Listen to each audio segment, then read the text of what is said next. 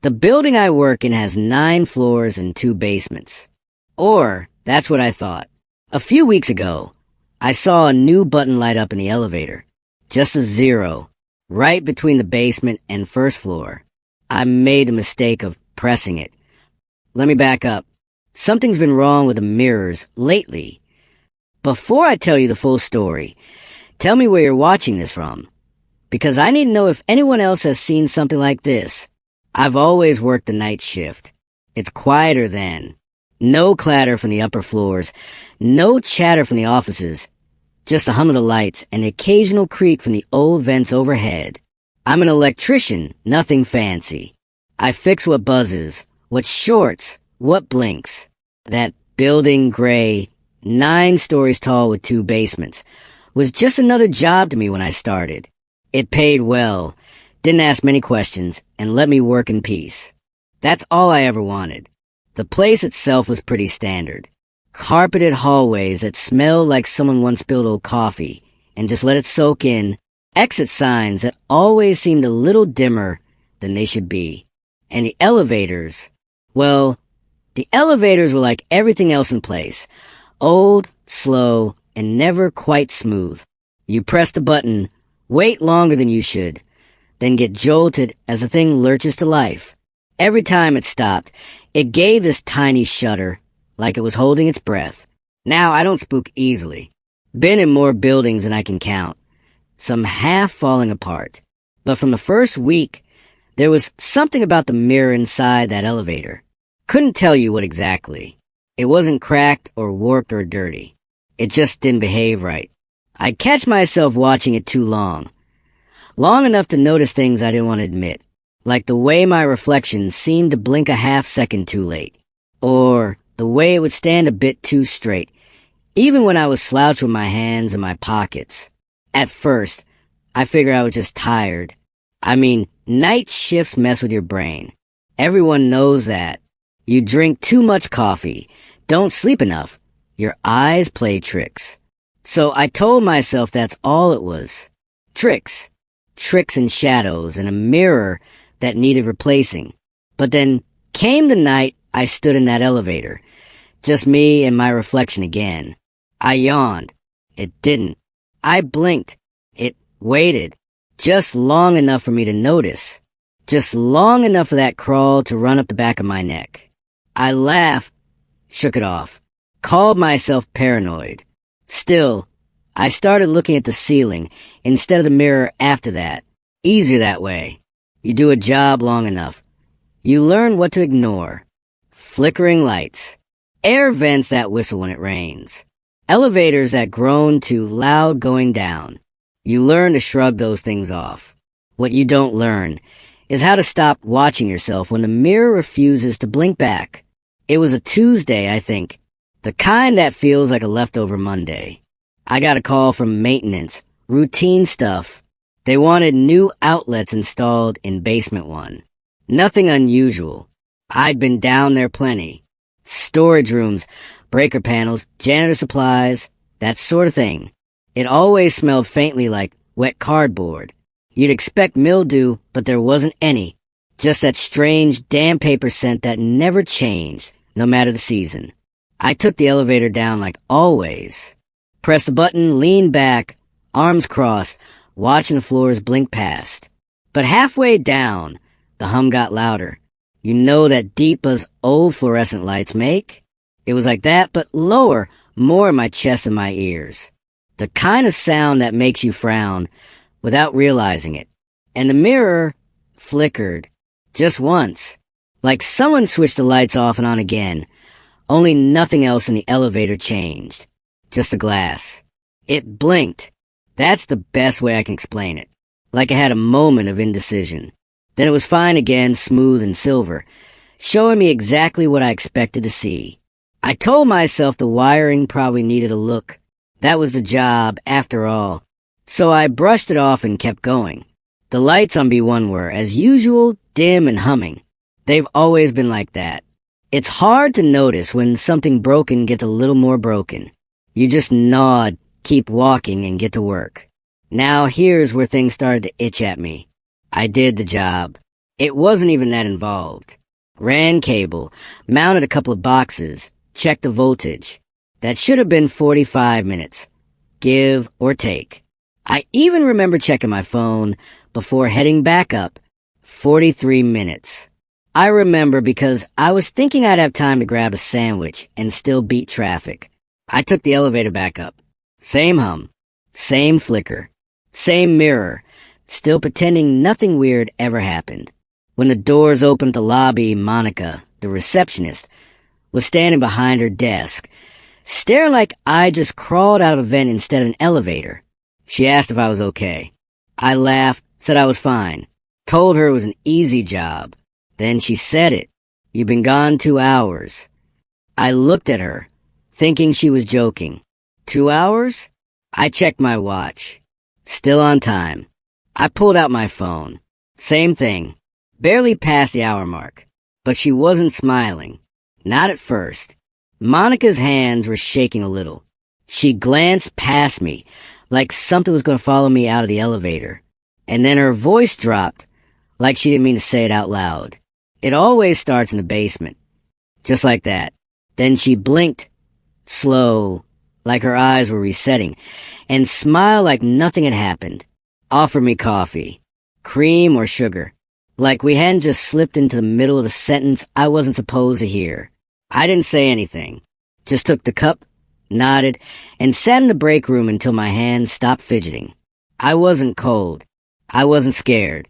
I just didn't want to go back downstairs. Not that day. Still haven't figured out what made her say that. Maybe she was tired. Maybe I imagined it. But I keep thinking about that flicker in the mirror. That blink that didn't match mine. And the fact that when I looked into my coffee, I could have sworn I saw something move. It started small. Just little things. Names, mostly. I walked past Rick in the hallway. Same guy I'd seen nearly every night for the last 3 years. He always wore those steel-toe boots and that stupid ball cap with the faded logo. But this time he said, "Hey, Robbie," like that had always been his name. I thought maybe I misheard. So I asked him about it later, casual. And he looked at me, blank, like I'd asked what color the sky was. "I've always been Robbie," he said. Then he chuckled and walked off. Later that day, someone else said the same thing. Not about Robbie, about another guy. Martin, I think, called him Matthew. I corrected them. They frowned. No one argued. They just blinked, then smiled, like I'd told a joke they didn't get, but were pretending they did. And it wasn't just names.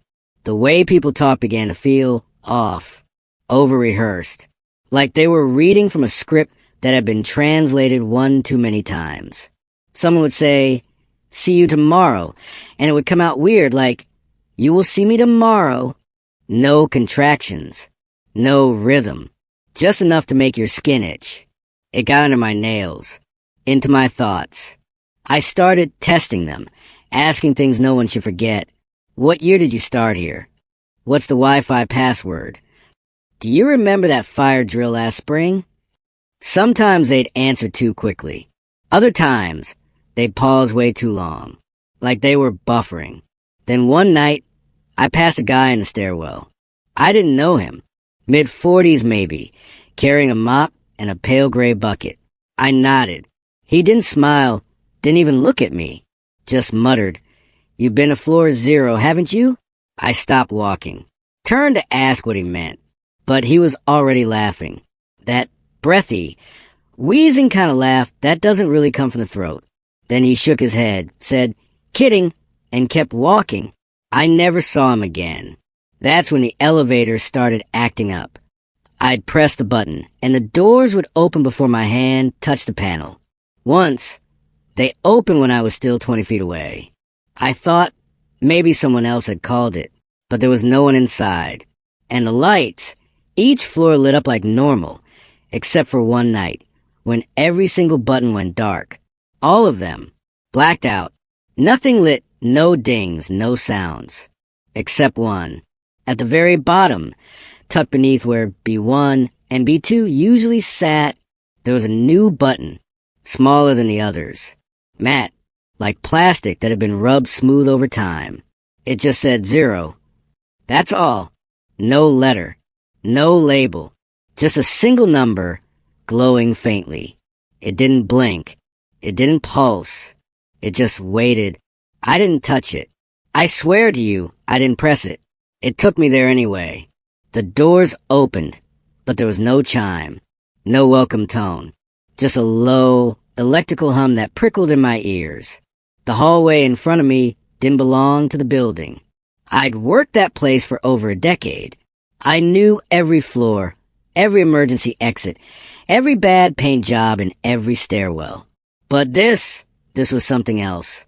The walls were covered in yellow wallpaper. Not the soft kind you'd find in a nursery.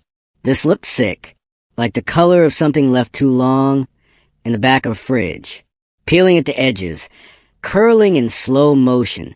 The lights above buzzed, not the usual flicker. This was deeper, more rhythmic, like they were breathing. And at the far end of the hallway, I saw myself, standing perfectly still. Facing me, he wasn't moving. Not a blink, not a twitch. Just standing there in my same work shirt, boots, even the tear in the left knee of my pants. But the longer I stared, the more things started to slip. The shape of his shoulders was off. Too straight. His arms hung too low. Like the joints didn't know where they were supposed to bend. I took a step forward. He didn't. But something about the space between us felt thinner. Like with each breath I took, the air itself pulled him closer. Not by his own feet. Like he was being drawn forward.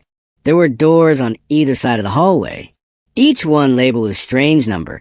0A, 0B, 0C, and so on. Same style. Same sick wallpaper on each. No windows. No doorknobs. Just a small black slot under every label. Like the kind you'd slip a key card into. The elevator behind me was gone. Not just the doors closed. Gone. Wall to wall. Smooth yellow. I reached back with both hands and touched it. Nothing but plaster and paint. No seam. No handle.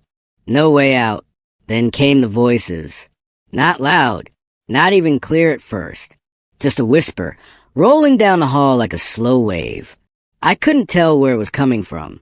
It wasn't in my ears. It was in my jaw, my teeth. Like the sound had crawled into my skull. Don't let him stay too long, one voice said. Another, he's seeing too much. Then, right behind my left ear, mirror crack soon. I turned. No one there. Just more hallway. And when I looked back, he was closer. Still me. Still that same uniform. Still those same boots. But now he was smiling. Or trying to. The skin around his mouth was pulled too tight. His lips barely moved. But his teeth, God, the teeth, they weren't mine. They weren't even human. Too many, lined up in neat rows, like a shark's mouth had been stretched into mine. And even worse, they didn't stop. I could see them inside his cheeks. They didn't fit. They bulged like they were trying to break through the skin from the inside. He didn't blink, just kept smiling. I couldn't look away. Because deep down I knew, whatever that thing was, it had worn my face before. And it had no intention of taking it off again. I woke up with the taste of metal in my mouth and the smell of burnt coffee drifting through my nose. Break room ceiling tiles. Fluorescence humming overhead. My back against a vinyl couch that always sagged too much in the middle. And Monica, standing over me with a paper cup in her hand, and that strained office smile people use when they're pretending everything's fine. She said I passed out in the basement. Said I'd probably been working too hard. Something about low blood sugar. Maybe the wiring down there was affecting the air quality. She kept talking, filling the space, like she was trying to convince herself more than me. No mention of floor 0. No mention of the hallway. No mention of the thing that wore my face like it had borrowed it from a closet. And I wanted to believe her. I really did.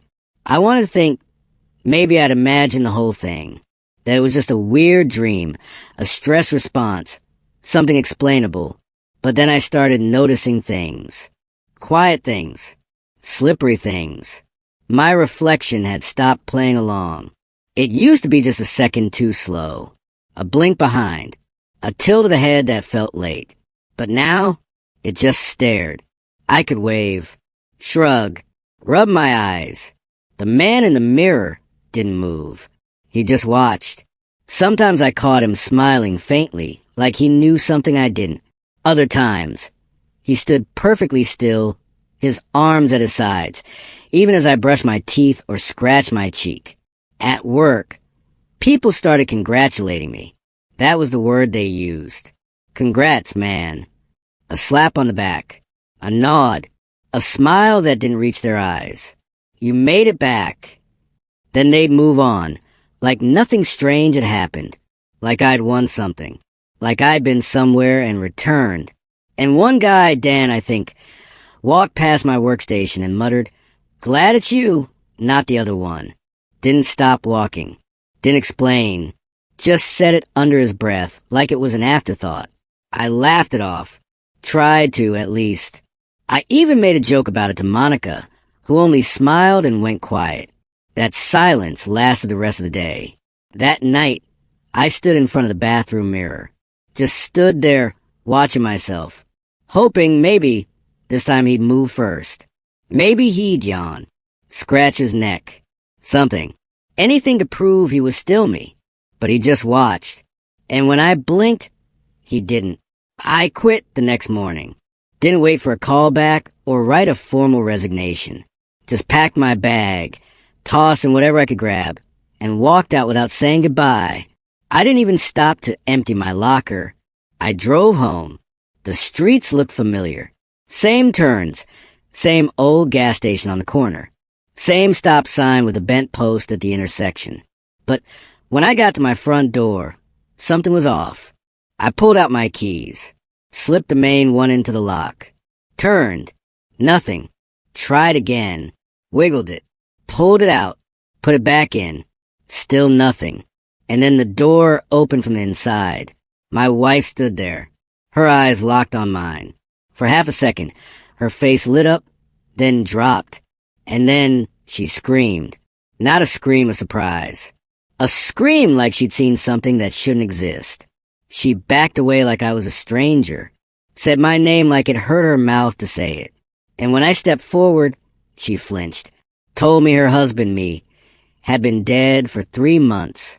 An accident.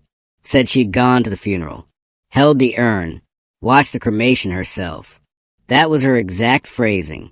Watched the cremation. Like she needed me to understand she'd seen it with her own eyes. I told her to stop it. I begged her.